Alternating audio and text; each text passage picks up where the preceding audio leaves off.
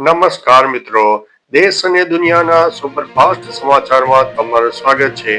ગુજરાત છે અકસ્માત ઝોન.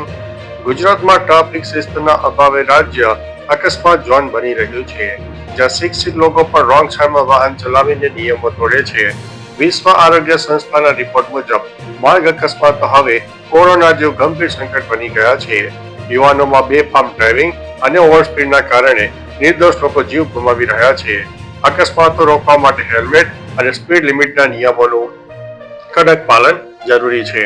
અન્ય મહત્વના સમાચારની વાત કરીએ તો રામાધણી લખાવનારા સાવધાન. ગુજરાત રોડ સેફ્ટી ઓથોરિટીએ રાજ્ય ટ્રાફિક પોલીસને પત્ર લખીને ફેન્સી નંબર પ્લેટ અને બ્લેક ફિલ્મવાળા વાહનો સામે કંડક ઝુંબેશ હાથ ધરી છે. સૂચના આપી છે કે અમદાવાદ અને ગાંધીનગર સહિત રાજ્યભરમાં કાળો નાગ કે રામાધણી જેવા લખાણો લખીને ફરતા વાહનો સામે હવે કડક કાર્યવાહી થશે. આવા વાહનો ઘણીવાર હિટ એન્ડ રન અને ગેરકાયદેસર પ્રવૃત્તિઓમાં સંડોવાયેલા હોવાનું સામે આવ્યું છે.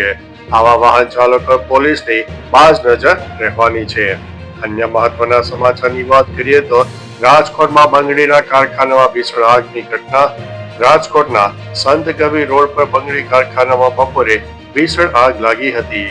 ધુમાડાના ગોટે ગોટા દૂર સુધી દેખાયા અને વિસ્તારમાં અફરાતફરી મચી ગઈ. ફાયર વિભાગે તાત્કાલિક પહોંચીને લાંબી જહેમત બાદ આગ ઉપર કાબુ મેળવ્યો છે.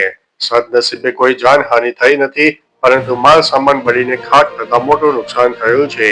આગના કારણોની પોલીસ તપાસ ચાલુ છે.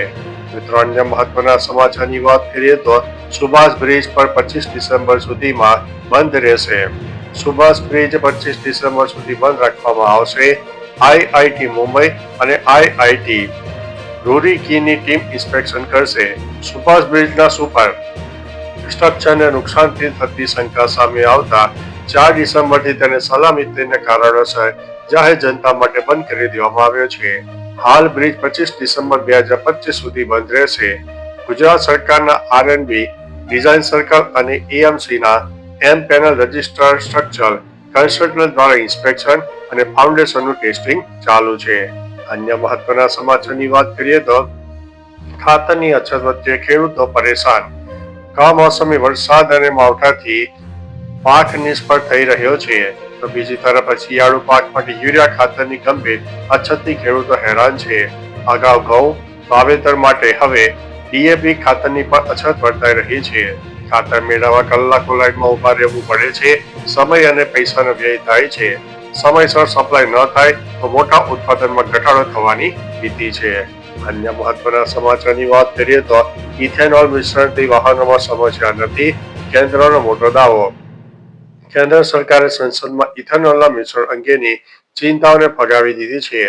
સરકારે દાવો કર્યો છે કે E20 ઇંધણ પર ચાલતા નવા કે જૂના વાહનોમાં સ્ટાર્ટ કે પરફોર્મન્સની કોઈ સમસ્યા આવી નથી.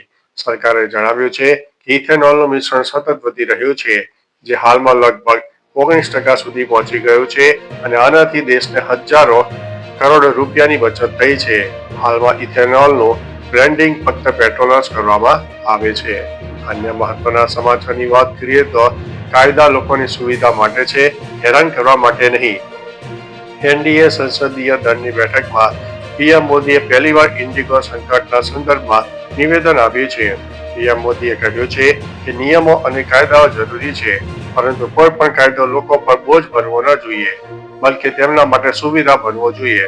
તેમણે જણાવ્યું છે કે કાયદાઓ જનતાની મદદ કરવા માટે અને સિસ્ટમને સુધારવા માટે હોય છે, જનતાને હેરાન કરવા માટે નહીં. આપણો ઉદ્દેશ્ય સામાન્ય માણસની જિંદગી સરળ બનાવવાનો રહેલો છે. અન્ય મહત્વના સમાચારની વાત કરીએ તો કચ્છમાં યુવાનની હત્યા. નખત્રાણાના મોરુ ગામમાં ચોંકાવનારી ઘટના સામે આવી છે. પ્રેમ પ્રકરણને લીધે રમેશ મહેશ્વરીની હત્યા કરવામાં આવી છે.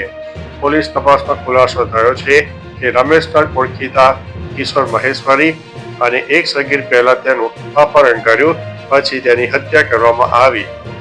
આ બર્બર ગુનાથી ગામમાં દહેશત ફેલાઈ ગઈ છે અને પોલીસે બંને આરોપીને ઝડપી લીધા છે અને વધુ તપાસ હાથ ધરી છે.